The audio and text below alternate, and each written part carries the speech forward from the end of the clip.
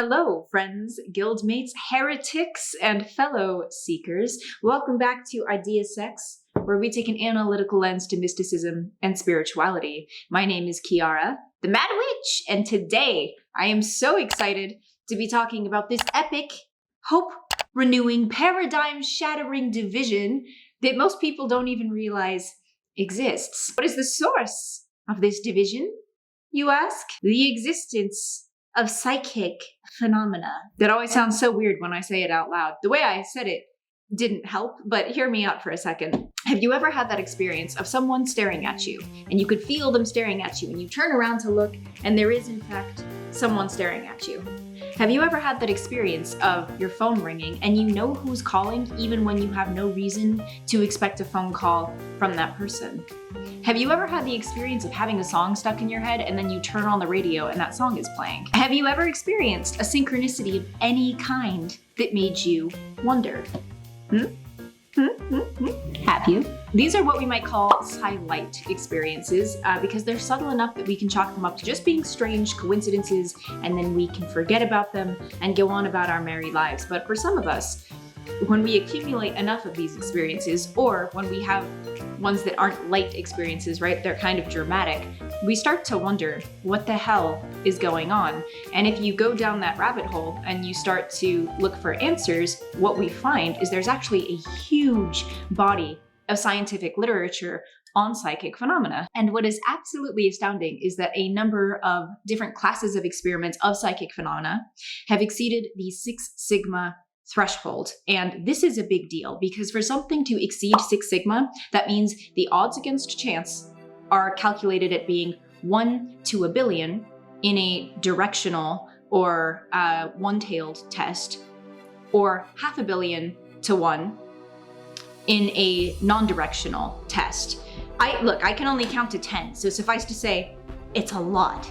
In order to exceed 6 sigma, the results of these experiments can't be due to flukes or chance or flaws in the design experiment. There's a degree of certainty that comes with having surpassed that threshold. And yet these phenomena still aren't widely accepted, including telepathy, remote viewing, precognition, presentiment, and the effect of intention on quantum noise generators, RNGs. Exceeding 6 sigma is a big deal. And look, I'm not here to convince you non-believers. I just think that if more people knew about the research around this stuff and the hubbub it's causing in the sciencey world, the world would look like a different place. I think that if everyday people like you and I knew about these things, the world would look like a different place. Why? Because all of Psi hinges on the idea that consciousness is fundamental and non-local. In other words, everything is connected. Contrary to popular belief, parapsychology is not about finding Bigfoot, it's about understanding consciousness. And to quote Tesla, "The day science begins to study non-physical phenomena, it will make more progress in 1 decade than in all the previous centuries of its existence." In other words, when we start studying consciousness, we will advance more in 10 years than we have in the entire history of science.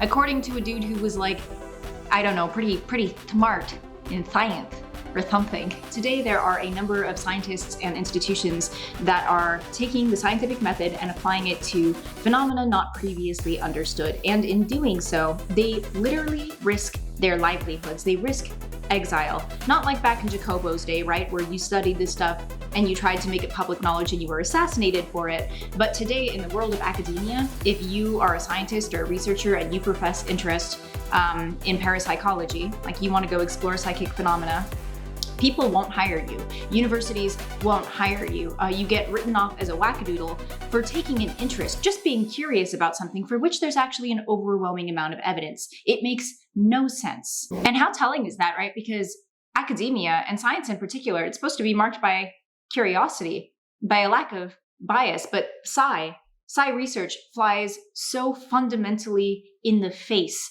of what it is people believe is possible that they will rationalize it away in any other way, rather than entertaining the possibility that this is real. People are like, no, the methodology must be flawed. The statistics are being manipulated. Or probably my favorite, over the past 100 years or so of formalized Psi studies conducted by hundreds of researchers, they're all frauds. colluding with each other. That seems more likely to people who are detractors than the possibility, entertaining the possibility that maybe our worldview isn't 100% accurate.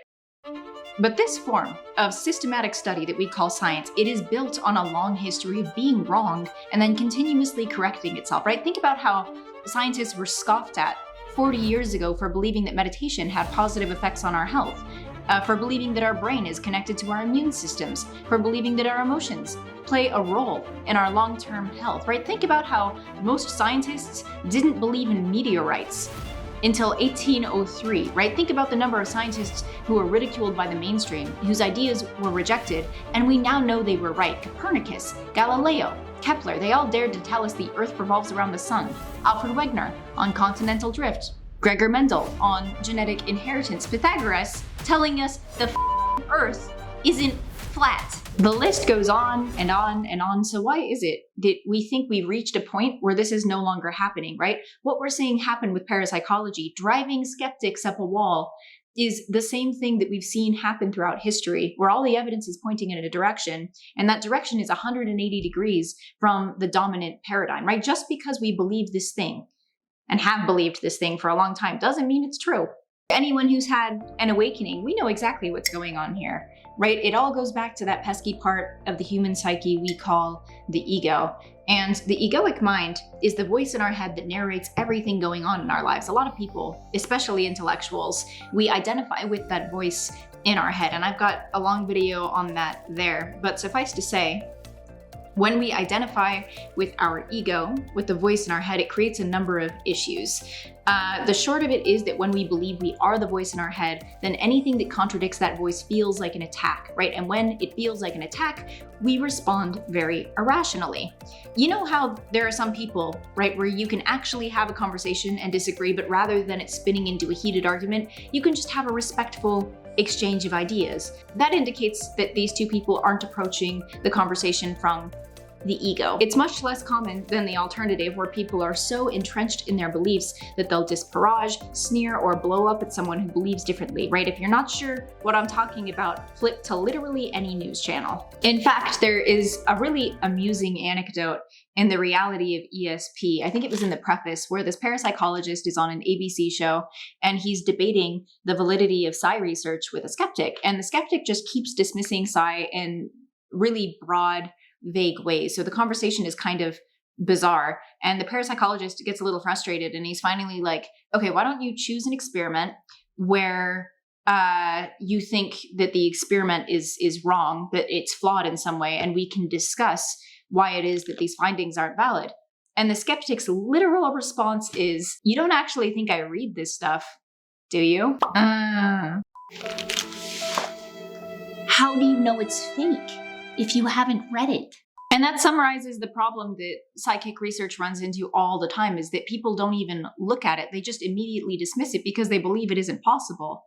Like, bro, the universe has no limits. I think in general, the growing interest in spirituality is going to push this conversation into the mainstream. But I think in the meantime, the conversation is generated by everyday people like you and I, because when enough people take an interest in something, literally anything, that's when businesses get interested. That's when entrepreneurs get interested, because they see a new emerging untapped market and they're like, how can we make money off of that, right? Like it or not, that's the way capitalism works. And what's also exciting about that is those people are also the kinds of people who have the money that would be needed to fund psi research. So you can see how these different factors might come together in order to create a shift in our overall attitude toward consciousness. That's a different video. I could talk about that all day long, but suffice to say, when the world realizes that the power of consciousness, it's not this happy biological accident in the brain, right? It is this unifying source that all the mystics and prophets have tried to tell us about. When the nature of consciousness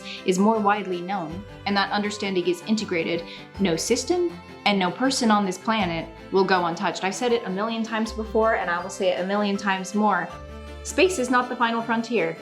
Consciousness is. It was never out there, right? It was always in here. And that is it for today. I kept this short, sweet, and high level because I just wanted to lay the groundwork for all the different classes of experiments we're going to be talking about here on IdeaSex. So if you're interested in the scientific evidence for telepathy, precognition, presentiments, RNGs, remote viewing, all that good stuff, do subscribe and join the guild. I put out videos every week-ish now. I think I'm back on track with that. But yeah, we'll be talking about lots of exciting stuff in the future. So thank you so much for joining me on IdeaSex today. And until next time, stay blessed.